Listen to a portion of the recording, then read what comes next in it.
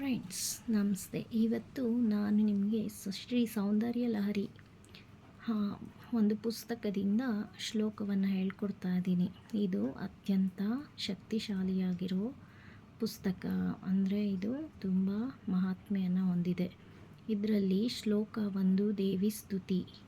ಇದನ್ನು ಯಾವ ಥರ ಹೇಳಬೇಕಂತ ಅಂದರೆ, ಶಿವ ಶಕ್ಯಯುಕ್ತೋ ಯದಿ ಭವತಿ ಶಕ್ತಾ ಪ್ರಭವಿತುಂ ನ ಚೇದೇವಂ ದೇವೋ ನ ಖಲು ಕುಶಲಾ ಸ್ಪಂದಿತುಮಪಿ ಹತಸ್ವಾಮಾರಾಧ್ಯಾಂ ಹರಿಹರ ವಿರಿಂಚಾದಿಭಿರಪಿ ಪ್ರಣಂತುಂ ಸ್ತೋತುಂ ವಾ ಕಥಮಕೃತ ಪುಣ್ಯ ಪ್ರಭವತಿ. ಅಂದರೆ ಈ ಶ್ಲೋಕವನ್ನು ಅಂದರೆ ರಚಿಸಿದವರು ಶ್ರೀ ಶಂಕರಾಚಾರ್ಯರು.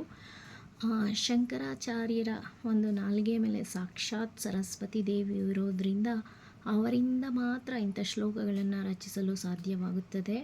ನಿಮಗೆ ಸಕಲ ಕಾರ್ಯಗಳಲ್ಲಿ ಜಯ ಲಭಿಸಬೇಕು ಅಂದರೆ ಇದನ್ನು 1001 ಬಾರಿ 12 ದಿನಗಳ ಕಾಲ ಅಂದರೆ ಪೂರ್ವ ದಿಕ್ಕಿನಲ್ಲಿ ಕೂತ್ಕೊಂಡು ಹೇಳಬೇಕು.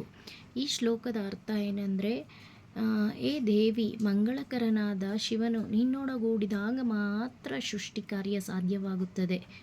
ಇಲ್ಲದಿದ್ದರೆ ಅವನೊಬ್ಬನೇ ಚಲಿಸಲು ಸಾಧ್ಯವಾಗಲಾರದು.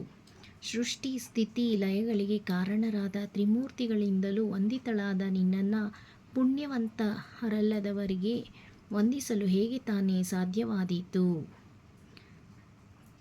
ಈ ಒಂದು ಸೌಂದರ್ಯ ಲಹರಿಯ ಶ್ಲೋಕಗಳನ್ನು ಹೇಳಬೇಕಂದ್ರೆ ನಮಗೆ ಪುಣ್ಯ ಇರಬೇಕು. ಪುಣ್ಯ ಇಲ್ಲದಿದ್ದರೆ ನಾವು ಈ ಶ್ಲೋಕವನ್ನು ಹೇಳೋದಕ್ಕೆ ಆಗಲ್ಲ. ಪುಣ್ಯವಂತರಿಂದ ಮಾತ್ರ ಈ ಶ್ಲೋಕವನ್ನು ಹೇಳುವುದಕ್ಕಾಗಲಿ ಕೇಳುವುದಕ್ಕಾಗಲಿ ಆಗುತ್ತದೆ ಅಂತ ಹೇಳ್ತಾರೆ.